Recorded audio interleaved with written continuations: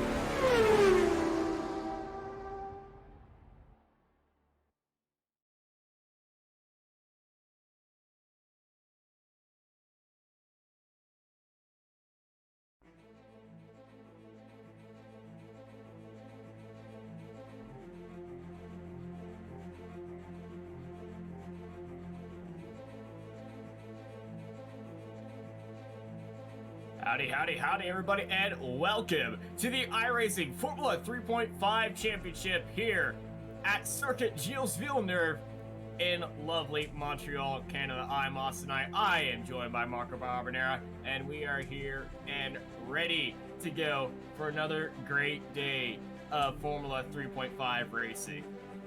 Absolutely. Hello everyone, hello Austin. Hopefully you are enjoying your holidays like we are doing, and we are so excited to be here in Montreal for the third round of the season. We are coming in just in the last few minutes of qualifying, and we can definitely say it's going to be a great one. I think the way this track, Austin, works with these cars will provide for some exciting action, especially considering the long straights and the way that this car works, especially given the fact that the drivers will have 8 activation of the DRS system per race, so in the entirety of the race. So they will be playing a big part, I think, in the way the drivers will tackle this Montreal round. Yeah, we got 8 activation per race, and on these long straights, and with the downforce of these cars producing around this high-speed track, it's going to be a mind game on who is going to be using it and when they're going to be using it. So expect a few mind games to be played throughout this race, and expect a very crazy race up front, especially at the most crucial corner, the Wall of Champions, the final chicane right before the start-finish line. We are just a few minutes away from, just a few seconds away, to be fair, from the beginning of the proceedings. And as a matter of fact, all the drivers are already done with their qualifying laps. And I say we can go through the starting grid in just a second for this Montreal round. And here we go then. Team Delisle is on pole position in front of Greg Olson. Very quick both drivers. Rob Bohr with a great qualifying in third, Ed Samborski in fourth, and I am Kevin Steve Oland in fifth and sixth. Joshua Stewart and Jorge Exposito in P8. Andrea Antoncini, my fellow countryman, in P9. Alexei Shirotkin in P10, and Reynaldo Augusto, another legendary open-wheel driver in iRacing, and Christophe Urbineau in P12. And then going below, we have Thomas Knoll, the driver who basically spearheaded the charge to have this series broadcasted. Luke Groom, Shane Russell, Alexandre Nico-Gossian, Patrick Letouvet, Christophe Monse, Nicolas Short, Cedric Bill, Steven Warkup, Pablo Donoso, Shirakawa Yuki, and rounding up the grid is James Mallow. And we are just waiting for these guys to they are waiting just as we are, Austin, for the green lights to come on. Yeah, we're waiting on one car currently right now, so I'm going to use this time to let everyone know how you can tell if DRS is activated. You see the little slit underneath the wing. If it's open, that means DRS is not activated. But if you can't see through the slit, that means DRS is activated. It might take a little bit of eye training because it's such a small space, but you will certainly know as the lights are coming on right now. The tires are being spun up as there are 5 red lights, and away they go here at Circuit Gilles Villeneuve for another great round of Formula 3.5 racing. Great start out by the drivers up front. Great start by Christopher Herbernal, who's already jumped up 5 spots in 2 corners. A little bit, yeah, we do have an incident in the chicane. That's Thomas Knoll, I believe.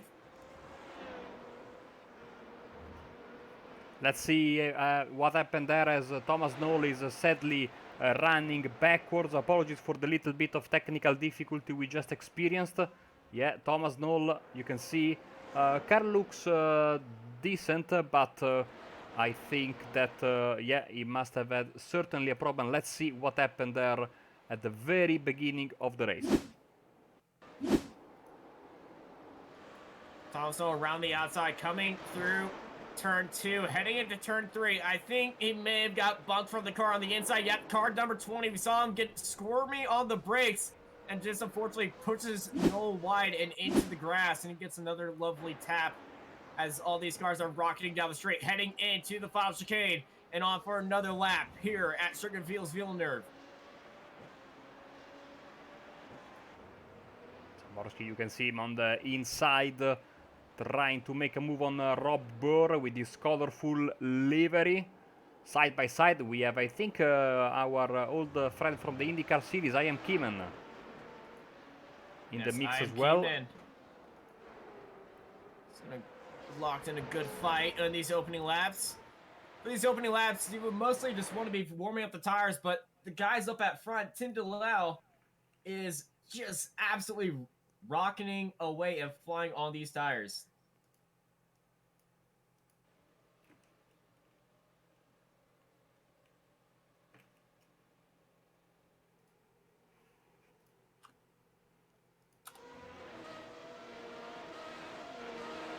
Yeah, the volume doesn't seem to want to work tonight. Hopefully this is all fixed, as now Keeman under big pressure from Erbino. They touch! Oh, no! Contact with poor Samborski, who was just at the wrong place at the wrong time, doing a nice 180 and back onto the racing surface. That was so unfortunate. That also caused a little bit of a slowdown for everyone, as now, of course, you see Erbino trying to follow Stewart as Anton Gini gets passed by Steve on there side by side, heading into the chicane, and as you can see, Onan gets the move done.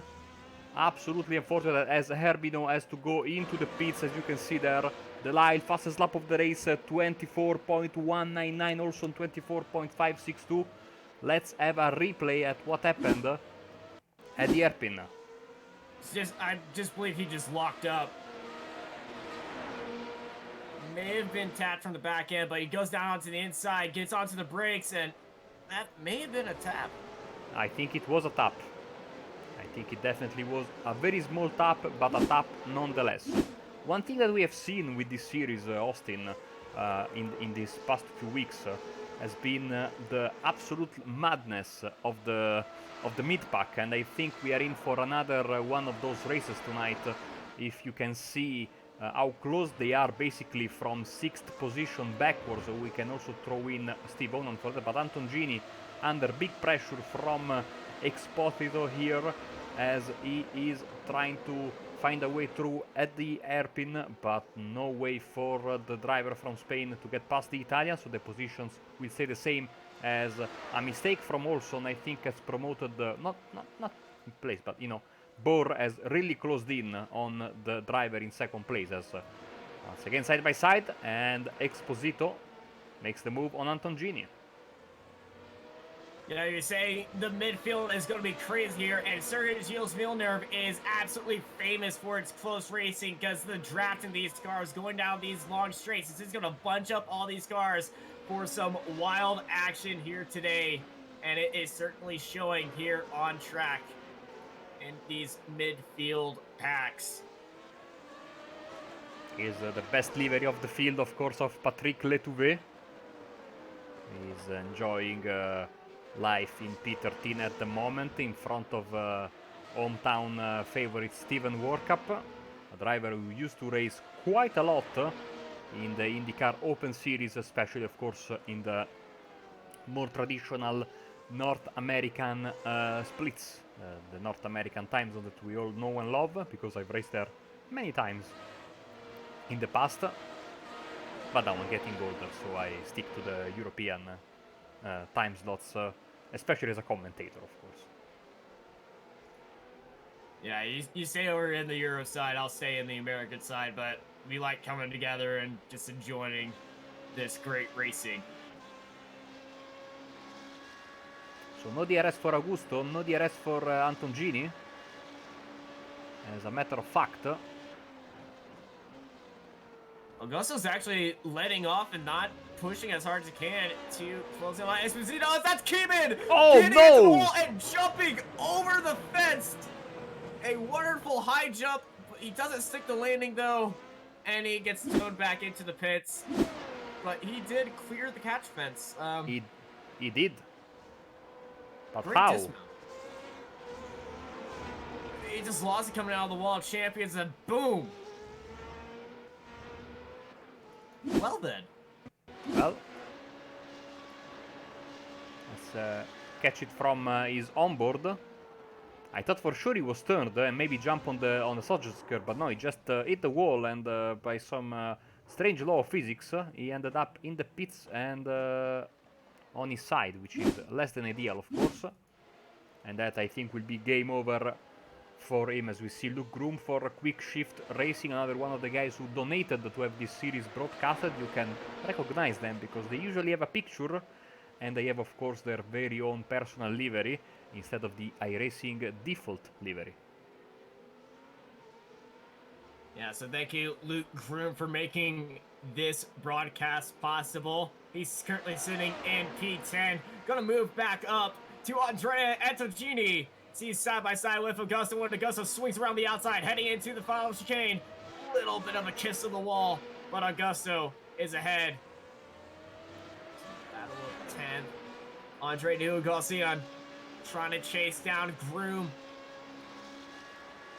These two heading into the first two turns. Love this opening complex of turns here at Gilles Villeneuve. It just absolutely mixes up the field, and it just provides so great opportunities for overtaking. And as I learned today, its actual name is the Senna S, which I never realized, because it doesn't look much like an S when you're driving, but if you look from eye above, you can really notice that it's not. It's an S actually. It looks more like a a short left and a long right. But the pit exit really skews the perspective away, at least when you're driving, from the real shape of that corner. Rob Bohr looks like he's business today, and he's getting closer and closer to Olson. Olson has DRS activated, as well as Bohr. Both these guys activated DRS at the same time. You saw the slit open, and that means DRS is closed. And, well, that was very good communication by both of them, because they both had DRS on. Olson defending well from Bohr, but Bohr has so many more opportunities to overtake Olson. He could try to go for him in the hairpin, actually. In the meantime, here we go with Nico Gosian. And Groom had that inside line, gave him a lot of room, and Groom just not racing him that hard. This is a 26-lap race, so to first finish, you must finish first. You must first finish. And the golden rule of motorsport, no? To finish first, you first have to finish. And don't hit your teammate. Yeah. I mean, it depends. Sometimes you can. What motorsport do you race in? Well, a couple of times one of my teammates, a guy that we all know very well around this in this broadcast, decided to let me buy on the final lap to give me, I think it was 5th place in an oval in Indy Fixed, and I was in 6th, so he wanted to swap position on the start-finish line, or close to that, and instead of taking the position, I didn't want the position. And so I smashed him so hard in the back of the car that we both ended flying in the air and almost entering the pits from the start-finish line, which of course would have given us a penalty. So thankfully we stayed on the racetrack, and he finished in 5th and I finished in 6th. So Yeah. All right, nice segue and great story. Back to the battle and action on track. Bill and Donoso side by side. Donoso had the inside line. It looks like Bill may have gone into the wall. As Paulo Donoso racing it down to the inside. He might try to send it heading into turn 1. Side by side they go, but Bill holds him off. And I just realized Cedric Bill is of course teammate to... that livery looked familiar, of course. His teammate in MXS Racing to Patrick Letouvet. Oh no! Oh. Joshua Stewart in the pink chrome car, missing important bits of his F3.5. And let's see what happened to him. That was racing with James Steve Honan. Steve Honan, yeah. Oh wow! Oh, Massive hit.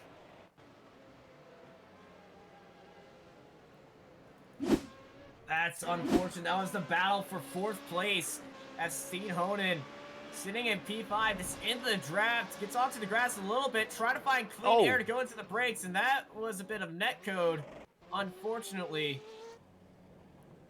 That's very unlucky because they are both drivers in the Australia-New Zealand region, so that was a bit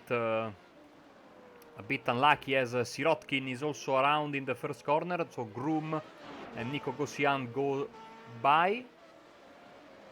A chaotic race as per usual, as Letouvet and Sirotkin now, of course, in a fight with the French driver now up to P11 and looking for more. He likes to keep his car clean. Look at the beautiful reflection of the chrome stripe in between the yellow on the front, on the nose of his car. Yeah, that's chrome on matte. There's a big difference between those two reflectiveness, and it's so beautiful to look at. Remember, if you have a great livery, you are guaranteed camera time at least when I'm broadcasting the race. So, if you race this series, or if you race the IndyCar series at night, well, on Friday nights, or the Sim Racers World Series on Wednesdays, you are guaranteed some good shots. So put some effort in your liveries, as the MXS Racing boys certainly did. You were talking about how the battle for 4th was between two Aussies. Well, the first leading 2 drivers are from the Aussie-New Zealand area, and we have 3 drivers in the top 4, all of them from the Australian-New Zealand area, so that part of the world getting a great representation here today. You can see a bit of up and down between the 2 drivers here in the camera. You can see that some laps Burr is faster, some laps Olson is faster.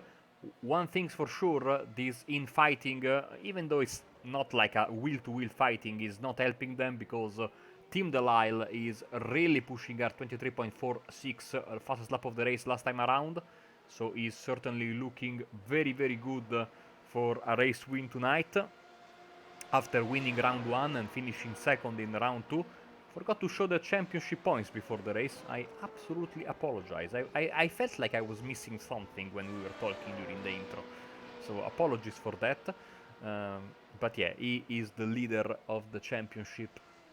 As another lap goes by, 0.158 is the gap.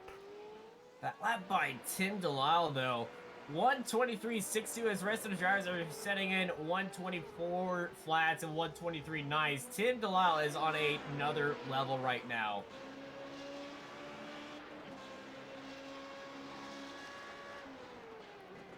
Give it gas and hang on, says Luke Groom. Let's have a lap on board with him.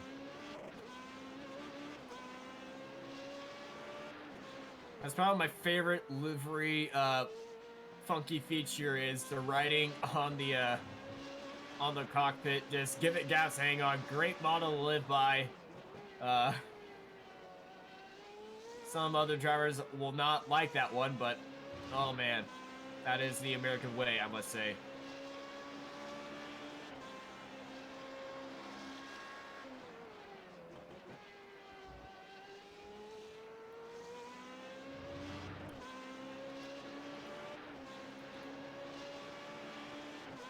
Hard braking here at the hairpin. See, they are catching into driver in front of them, which I think it's That is Sirotkin. yeah. Also the Sirotkin backstretch. also- Yeah, and the Wall of Champions, you were talking about it earlier. No victims so far tonight, as far as I'm concerned, but we never know. We had one, Keenan, but that was on the exit where he just rubbed up on the curb, and the curb shot him off, but he didn't technically hit the wall. But it was in the same area. Back up to the battle for second between Olsen and Boré.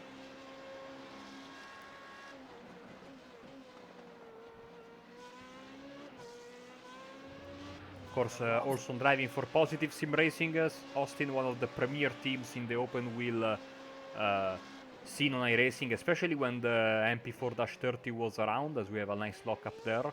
Of course, many of these drivers have felt a little bit out of place when iRacing cancelled the Open Wheel World Championship last year, and of course that also in turn had a bad effect on the newly released F3.5.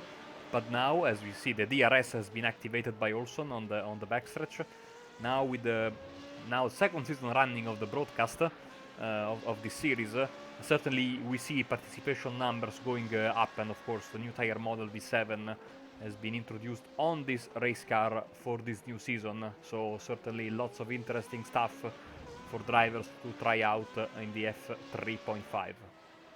We saw increased participation in the IndyCar series when we started doing that as well last season. Yeah, it's nice to be on TV. Yes.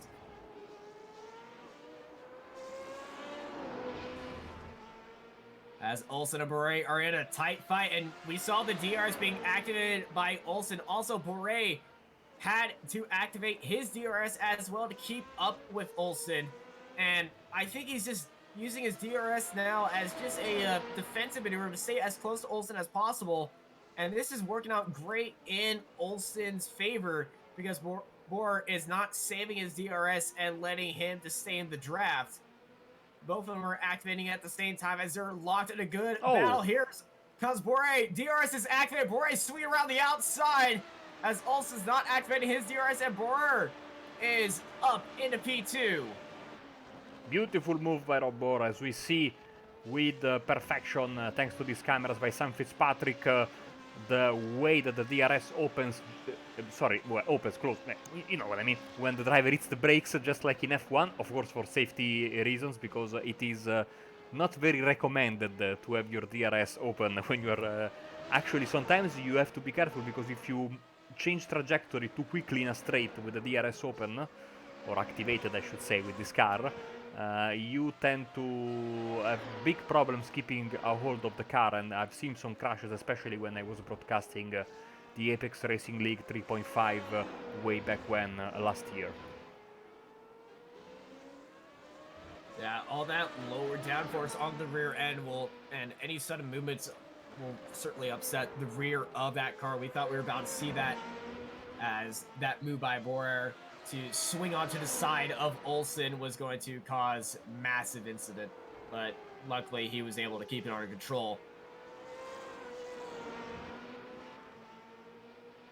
Nico Kosian and Shirotkin fighting it out for P8, as in the front of the field it's 5 seconds between Delisle and now the new driver in second place, Rob Bor.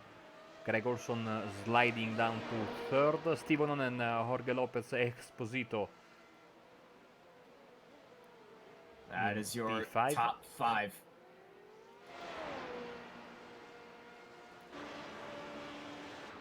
Let's run on board with Jorge Lopez Exposito as he's heading through the final chicane, almost coming on into contact with the Wall of Champions. But that turn was well executed right now as he's trying to chase down Steve Honan up in P4. Driver for Kuruma, I should say, Motorsport, and it's a Japanese word. Also a car from the GTA saga, by the way. but Kuruma means simply car in Japanese. That's a very descriptive name. Yeah. Car motorsport, basically. You being the Japanese expert, I'm just gonna let you do all that stuff.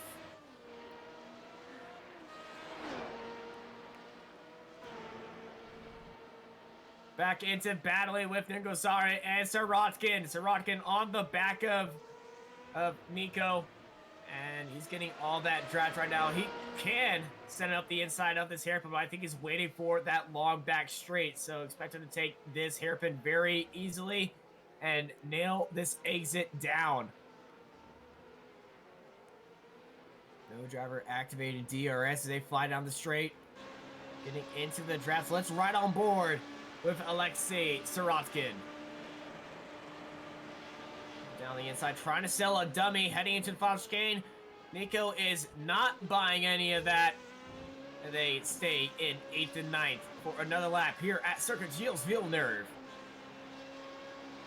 Let's have a look at Samborski here. Of course, involved in that crash at the very beginning of the race. Some unfortunate victim of a spin, and he's trying to get past Pablo Donoso, number 21, completes the move, but a long way to go. Oh, around goes Donoso. Donoso, big spin coming out of the Wall of Champions, just like we saw with Keeman, gets on the curb and spins around. Nice little pirouette for the 21 car, but very unfortunate, especially as he was so close to the other driver. Back up to battle for 8th between these two closely locked drivers. Sirotkin looks to have a fantastic run every time, as a short, I think, made a mistake. Sirotkin has a fantastic run out of the basically what is we can say the second chicane of the quote-unquote infield section, and then has a good run from there until the hairpin. I think he's perfectly poised for a move. Let's see. He's got DRS activated. He's got the speed. He's looking down the inside. They're wheel to wheel, side by side. He sends it late on the brakes. Nico, heading into the chicane, gets P8. No, Sirotkin gets P8. Nico doesn't fight him that hard. Is going side by side into the chicane is very deadly. What a move by Alexei Sirotkin for P8. You were right, DRS was activated there. He had a perfect run on the inside, smart driving from both of them. They gave each other racing room, and Sirotkin, another driver who used to race with us when we were broadcasting the Open Wheel Championship, well, the Grand Prix Series, of course, way back when. And he's back. Yeah, we really haven't given Tim Delisle that much camera time because, well, he's 6 seconds in the lead. He's leading on 7 seconds right now, and he's pretty much having a little cruise down memory lane and enjoying his Saturday night.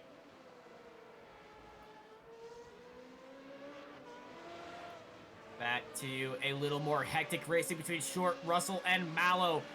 Short staying on the outside, going for that inside line, heading to the hairpin. Here comes Russell around the outside. He's going to try to go for a switchback right now. Great executed move, but unfortunately, Short had the speed coming out, and DRS is activated for Short and Russell as well as Mao. All three of these drivers have DRS activated. Here goes Russell, looking to the outside line. Short's on the inside. Mallow's just going to sit back. Russell going to try to set it around the outside. He gets it nicely done. As there's a car going slow, I believe that is the lapped car of Shirakawa is going slowly, letting these guys past. Next will be Cedric Pill, but back to this fight.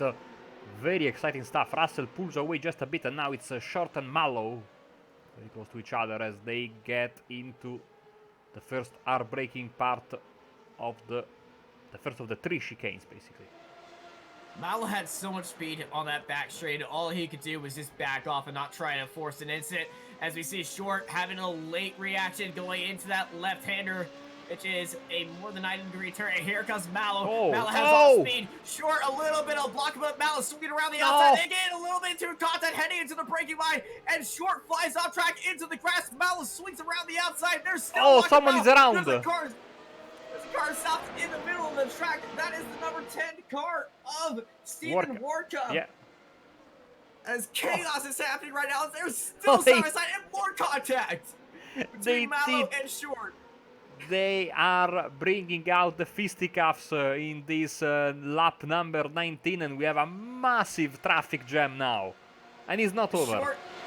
Short's got DRS activated on Mallow. Mallow, no DRS activated. Short going down to the inside, late on the brakes. He's going to take P13. And we're going to someone skipped the chicane. Big breath. Someone is skipping the chicane there. I believe that was Yuki. You are absolutely right. Yeah, well, that was an interesting lap, to say the least. Interesting is an understatement. Hectic is more of an accurate term. Let's see what's happening to Steven. Yeah. This may have just been a spin on the exit. Yes, it was, and chaos ensues. I think Reynaldo Augusto made a mistake while we were watching the replay. Side impact with the wall. That is not good. Is his nose still on his car? Yes, it is. But damaged. Yeah, unfortunately had to do the Austin Powers 3-point turn. Or 20-point turn in this case, as the battle for 13th is still going absolutely insane. Nons and Samborski. Samborski going down the inside, holding off Mons. But Mons has the speed coming out of the exit, but Samborski activates DRS. These two are going to have a little bit of drag race, but this is going to belong to Samborski with that DRS and speed. And Mons not having any of the draft, not going to try to challenge for any move as this midfield fight is going absolutely crazy. Samborski had a late dive on Short. Samborski had to skip the chicane and he's serving a slowdown. Also, I just noticed, not easy to spot with his dark livery, but Samborski is missing the engine cover. Not easy to spot with his dark green and black livery, but he's missing, and that of course is, I think also, you have to pay a penalty with downforce when that happens. Let's explain his straight line speed and how he just closed in on the rest of the car so fast here around Circuit Gilles Villeneuve. Looking at that, Short and Mons. Let's go up to Levolette and Augusto for the battle for ninth. Levolette going down the inside, Augusto around the outside, and he's gonna miss the entire hairpin right now, and he's actually almost going to fall down a groove, but the speed he gained off the hairpin by taking that crazy wide line is going to jump him back up to P10, but here comes Groom swinging around the outside. Now we're having a drag race here in Montreal. Another one of the drivers with a wounded car, of course, with a damaged front wing is the Brazilian driver of Augusto, and so he's a bit slower. You can see clearly from this shot the left side, the right side, on the right side of your screen, of his front wing is bent, and hopefully we get a new damage model on this car very soon, next season hopefully, because as we still have it was a car big mess. In the wall. It's Warcup. Car in the wall. Oh, the local Stephen Warcup unfortunately getting into another incident. There's a car on his left side. Oh. Ouch. Oh. Christophe Monsa, maybe? Yeah. Yes. Christopher Mons was in that big old battle, and he just stayed his line and nowhere to go. That's all on Stephen, I believe.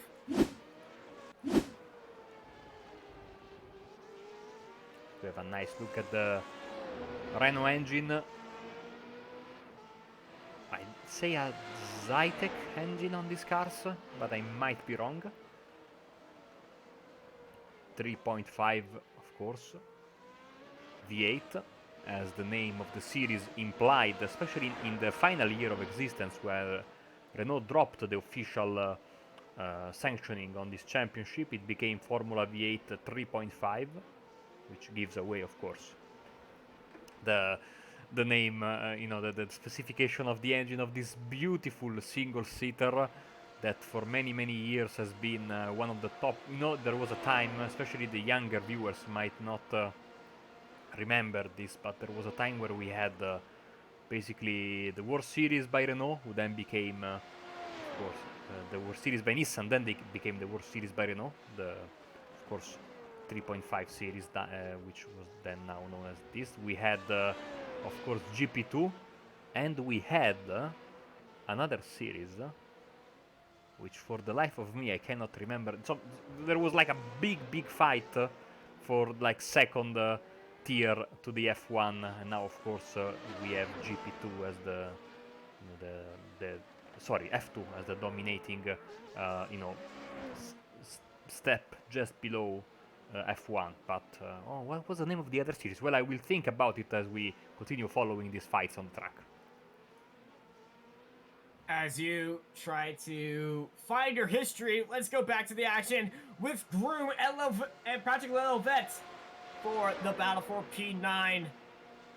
These two sitting in the draft, not trying to cause any chaos in these closing laps with just 4 laps remaining here at Circuit Gilles Villeneuve. Tim Delisle is just absolutely blowing everyone away. And this is the closest and farthest up battle we have on track. It looks like Christophe Montse might have had an issue because his pace has dropped off.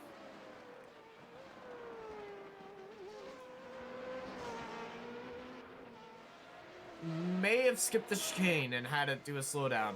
Yeah, that's usually, if it doesn't show up on the incident counter, usually it's a slowdown by, more than skipping the chicane, Austin, is by, you know, cutting too close on the inside curb. So you don't get an off track, but you get tagged with a slowdown. Something that is very present in Monza, especially, where we were a couple of weeks back. Still, we're having big fight here. We're having people answering your wondrous question on what other series it was. We have Erica saying in Auto GP as Samborski swings around the outside. He actually activated DRS, but a late dive by Short makes him hold it on the inside and hold off for P14. It was not Auto GP. I remember there was A1 GP also, which was, but it was interesting in concept, but never really, you know, considered a real junior series to F1. When sorry, I think looks we like had Samborski was going for an overtake right there as Tim Delisle. What has happened here as he's heading into the hairpin right he had to stop. He had to stop, basically. Sorry about missing but I saw the race leader pop up on the screen, his name in big red on our timing screen here. So, you know, I was afraid something had happened to him. In the meantime, as you can see right here, just in front of him, basically, I'd say, or just behind him, just in front of him, I would say, because he hasn't lapped these guys as of yet. Samborski went past Nicolas Short. Great move heading down the front, I want to call it the front straight, but it's not really the front straight. Just the massive long straight. But this group for the battle for 15 between Short, Mont, and Cedric Bill is pretty close with 2 laps remaining and the leader on their tails as well.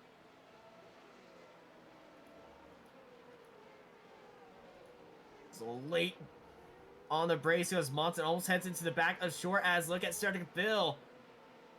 Had a nice jump on the hairpin and had a great line, and he's all in that draft. He's got great speed. He's going to swing it out towards the wall. He's got DRS activated, as so does Short as well. So Bill, DRS assisted, gets P15 as they're heading into the Wall of Champions for 1 more lap. 2 more laps for these guys, but 1 more lap for the car in the background as Tim Delisle, white flags out. Say it, Marco. Sale la Blanca here in Montreal. Can I tell you, so I'm really shocked. This race has really flown by. I mean, already in the final lap, I completely lost track of time during this race. But this goes to show how entertaining this race was. And Yeah, I mean, 37 minutes pretty much flown by for us right here because close battles, very entertaining, bit of chaotic stuff, and some trivia goes a long way.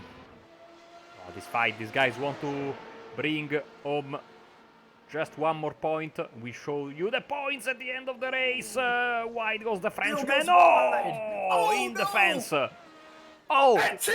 oh, the leader. Oh, Tim God. DeLille slams into the side of Cedric Beal. Is he okay? Is his car going to be okay? It looks short. like it. He's dropping some seconds, but he should be okay. Had this happened one lap before, that would have been the end of his race. Very lucky indeed to get away with minimal damage. Sometimes it's better to be lucky than to be good, Austin. And I think Team Delisle will be very relieved. Oh, he must be freaking out right now because that would have ended his race so hard.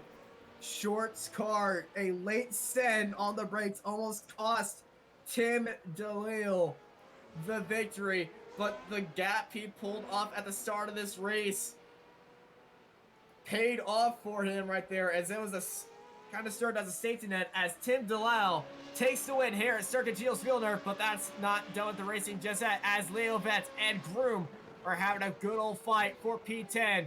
They're heading through the hairpin right now. Groom is in the draft behind Patrick Leo Vetz. So flying down the front straight, DRS is activated for Groom. We're going to have a knuckle-to-knuckle fight heading into the Wall of Champions. Oh! Leo Vetz does not have DRS. Groom setting up onto the inside very late on the brakes. Leo Vetz sends it. Groom's going to have to follow. Does not hit the Wall of Champions. And Leo Vetz is going to hold it off for P9 right in front of Luke Groom for P10. Well, let's see if we can find a replay of what just transpired here, because that was something else. This is a big hit, of course. Here comes Delisle, and bang! Nowhere to go. That could have ended off so much worse. We definitely need a onboard for Tim's perspective. Here we go. He saw the smoke happen immediately, but coming out, just directed on the racing line, there was nowhere for Tim to go, especially with the pace that he's on. You know, I might be wrong about the other series. You know, I'm starting to get old, you know, and certainly GP2 and 3.5 were at the forefront of what was then the very, very wild junior landscape just below F1. But back to the race, Team Delisle, I mean, very good and very lucky. In the end, the iRacing gods were on his side, and I think in the end he got minimal, if not any kind of damage, because his car looked pretty fine on our screens. And now here we go with the race results from the Montreal round with the points, which are not these points because I think they are mightily wrong, but nonetheless, here are the final race results from... Well, tell you what, just give me a second, because we have updated our you know, point scoring system. So let's try and make it work. If it doesn't work, we'll give you the race results. By the way, you're still going to get the race results just a little bit delayed right now. Yeah, because we have a new component on the overlay. Let's try now. No. Okay, well, here we go with the race results. The effort was there. Tim DeLisle takes the win ahead of Rob Borer by a heart-clenching 5.2 seconds, but it would have been much more massive than that if that incident didn't happen on the very last lap. They're followed up and joined on the podium by Greg Olson, 2 Aussies up there. And both those guys must be doing their region proud. They're followed up by Steve Honan, Jorge Exposito, Andre Antonini, Alexei Sirotkin, Alexander Nigugassian, Patrick Leo Vetz, Luke Groom, Renaud Augusto, Shane Russell, James Mallow, Edward A. Zamborski, Nicholas Short, Shedrick Bill, Pablo Donoso, Thomas Knoll in P18, Chris F. Martz, Shiraka Yuki, Stephen Warcup, Joshua Stewart, the high jumper himself, I am Keyman, and Christopher Herbernal in P24. As we want to thank all of you who watched the broadcast, championship points coming in as we our good. There is a man that does everything behind the scenes for us. It's Pascal Glen, and he does some fantastic work on the overlay, and he pushes out updates even during Christmas time. And a very new update that just came in for the I think yesterday or earlier today, which changed the way the points are calculated for the championship, and so I am trying like crazy to get it to read the iRacing race results and give you the points. In the meantime, as I try desperately to do this, I think Austin will have to go through the interviews. Yeah, we're gonna hop into the interviews right now. I got Tim Delisle right here, and it was a pretty easy race for you until that very last lap. What happened? God, I'm still recovering. I think I just about had a heart attack from that. I was watching the gaps. I thought I was just about going to catch them like right at the end of the lap, and then they started going side by side, and I was just thinking, please don't let anything happen, and it did. But netcode saved me because on my screen I drove right through whichever car it was that bounced off the wall back into the track, and there's no damage, no incidents, no nothing. So yeah, I got lucky. Your SR is thanking you right now for that, Yeah. I believe. On ours, I did see a split second where your front end was completely wrecked, but I believe the gap that you had to Rob right behind you might have stand for a side-by-side finish at the end, but oh, that was... You thought you were having a heart attack. We were freaking out in the booth for a bit. Yeah, I had a race yesterday as well, just preparation for this, where I crashed completely on my own. So I was just thinking like, not again. But yeah, it all came together. Thanks. Well, congrats on the win. Like always, before you go, anyone who want to shout out before we let you go? Thanks, just the team, Positive Sim Racing, and you guys for keeping up the great coverage as always. All right. And thank you, Tim, for always providing a great show and honestly a masterclass today. Great drive. Thanks, guys. And now we're going to send it over to Marco, who has another driver with him. Absolutely. Sorry about the championship points. So we will try to get them sorted, for next round. We have Greg Olson. Hello, Greg. Hello. So congratulations on the podium. You had good pace in qualifying, but in the race it seemed like Rob had something more than you. Just talk us through your race. Yeah, I definitely outperformed in qualifying. That's the quickest that I'd gone. I'd say all week, but I only started practicing yesterday. So yeah, Rob was just too quick, too consistent, and I eventually ran out of DRS and kept making mistakes at the hairpin, and yeah, eventually he just he got past. So, but well done to him. He was really strong today. So did you like racing on this racetrack? And how did you find it, especially considering the start and stop nature of the Montreal track? Did you find yourself liking this style of racetrack, or do you prefer more, let's say, European style flowing circuits? I think I prefer more European style flowing circuits, but I do like Montreal. But it is another one of those really difficult tracks. It's a bit like Monza, where you've got to be really good on the brake pedal and on the throttle. So, but no, I enjoyed it. I enjoyed driving it though. It's a good challenge every time I come here. Next week, of course, we'll go to another quite unique racetrack, one that is, certainly splits the drivers and the fans, the Indianapolis Road Course. So we can expect, I think, it's going to be fun and also interesting. I think you guys using the DRS on the banking, because of course this car, like every car, when you use the DRS but you are also turning a bit, you need to be careful because a little bit too much input and you are speeding and crashing, no? So it's going to be interesting for you guys there. Yeah, it's going to be very interesting. I was away last season when we went to Indy Road, so I didn't get a chance to drive it. But I have driven it in the MP430, and it's a good track. It's obviously not my favorite. I don't think it's many people's favorite, but you can race there. So yeah, it'd be interesting to see how this car on this tire behaves on Indy Road. Awesome. Thank you very much, Greg. Before we let you go, anyone you'd like to thank?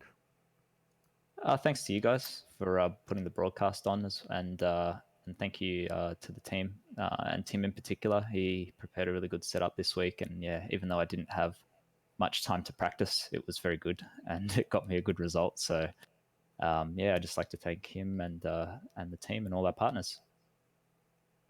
Thank you very much, Greg. Enjoy the new year, and we'll catch you next Saturday. Thank you. All right. Thank you, Greg, once more. Let's bring in Eddie Samborski right now into the interview room. Edward, how you doing? Back to being invisible. I don't know if you guys were here last week. I am not overly enthusiastic today, as probably you guys can understand. Yeah, the opening lap incident and losing your engine cover didn't really help you out today, but you were pulling off some great moves throughout the pack while trying to get back to your regular position. Oh yeah, talk about threading the needle. I wish you guys could have seen my hands the whole time because they were not still. I was inside, outside. The car was getting loose. I had the tires hot, and I was trying not to crash anyone else. And I was trying to get away from them because in my mind, I thought I could get a top 10. I lost too much time. And the save of a race was when I almost just completely destroyed Christoph going into that final chicane. Apparently, he brakes really early there because holy cow, man! I saw my life before my eyes. I hit the abort button right there. I believe a lot of other drivers have hit the abort button. We were just talking to Tim, and I don't know if you saw what happened to him, but he had a abort button moment and maybe a code brown. But I'm guessing Circuit Gilles Villeneuve is not a fun track that you like. You know, that's the thing. Is if this was any other day during the week, you can check my results. I had no issues. I had like 10 incidence points through all of them, and all those were off tracks. So I had the pace. There was no way I was going to win, but I thought a top 5 I would definitely had locked up. So I'm like, whatever, I'll just take it. And I actually really enjoy the track. I just cannot stay out of trouble on these Saturdays, man. It always all these days the competition gets higher, and if anything could happen, it will happen apparently, and unfortunately, it happened to you. But hey, there's always next week. We're at Indianapolis next week, an American track at a beloved American speedway, but on the road course version. What are you looking forward to that next week? I have some work to do. I do enjoy the track or the circuit, however you want to phrase it. Last time we went there, I pulled an emergency setup because I saw the times people are laying down, and I thought they were running high downforce, and I was on a medium downforce setup. So I think this time around I'll have a much better competitive start to the week. I won't be quite literally making a setup in 30 seconds and crossing my fingers. All right. Well, thank you, Eddie. Before we let you go, anyone you want to shout out? I like to thank you guys for doing the broadcast, even though I'm, having interesting things happen to me on a regular basis. It's still fun to look forward to every week in a race. Thank the drivers. A lot of these guys are absolutely great. Once you start talking to them, racing with them, everyone's got a lot of respect for one another. Unfortunately, there's a couple not intelligent moments out there. But and I like to thank Fanatic because that's the wheels I use. I'm not sponsored by it or nothing. I just like their stuff. So looking forward to next week, I guess. All right. Thank you, Eddie. Hopefully next week is better for you. Yeah, I guess I got to turn the virtual mirror back on. Who would have thought, you know? All right. Marco, with our interviews done, any closing thoughts? Well, first of all, it has been a beautiful Christmas week for us. Thank you to everyone who joined us on our channel, Apex Racing TV, and on the iRacing Esports Network tonight. And of course, next week will be more of the same. And of course, we will be welcoming 2020 with open arms. Don't forget, of course, Friday at 8 GMT on our channel, Apex Racing TV, we will have Richmond with the IndyCar Open Series, and of course on Saturday night, that will be the 4th of January, we are going to have the Formula 3.5 Series live from Indianapolis, and it's a track that you know very very well, Austin. It's going to be great.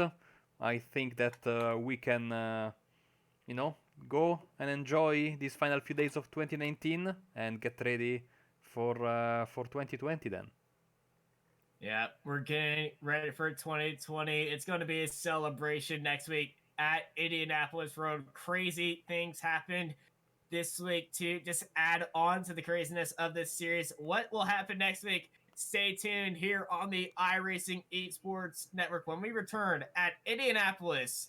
I've been joined by Marco Barbanera, who's been controlling the cameras and all these fantastic graphics. I'm Austin Knight, and I hope y'all have a great night.